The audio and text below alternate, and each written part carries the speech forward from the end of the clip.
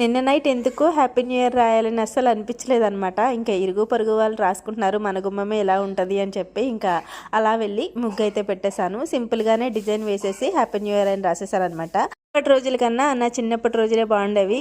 ఇదంతా కలకల్లాడుతూ ముగ్గులతో ఇంకా మనుషులతో చాలా బాగుండేది. నవ్వుతూ మా ఫ్రెండ్స్ అందరం అంటే చిన్నపిల్లలు అందరం ఒక చోట పెద్దవాళ్ళందరూ ముగ్గులు పెడుతూ రండి కలర్స్ వేయండి అంటూ ఇంకా ముగ్గులు మొత్తం అయిపోయిన తర్వాత ఇదంతా ముగ్గులు ఎలా పెట్టుకున్నారో అని ఒక రౌండ్ వేసేసి వచ్చి పడుకునే వాళ్ళము. ఆ రోజులైతే మళ్ళీ రావులే. కానీ ఇంకా నేను ముగ్గు పెట్టే టైంకి 11:30 అయిందనమాట. లోపలికి వచ్చేసి శుభ్రంగా పడుకున్నాను. యథావిధిగా ఉదయం లేచి పని అయితే చేసుకోవాలి. సంవత్సరం మారింది కానీ ఈ పనులు అయితే మారవు కదా. కొత్త సంవత్సరం ముందు సంవత్సరంలో పడ్డ బాధలు కష్టాలు ఏమీ రాకుండా ఈ సంవత్సరంలో హ్యాపీగా ఉండాలని కోరుకుంటున్నాము అనుకుంటారు కదా. లైఫ్లో వచ్చే కష్టాలు సుఖాలు అన్నీ కామన్, కానీ వాటిని ఎదుర్కొనే శక్తిని మనోధైర్యాన్ని ప్రసాదించి దేవుడా అని కోరుకోండి. ఇవాళ కొత్త సంవత్సరం కదా, ఉదయం పాయసం కాసాను. ఇంకా చాలా స్పెషల్ చేస్తున్నాను. మీరైతే ప్లీజ్ వీడియో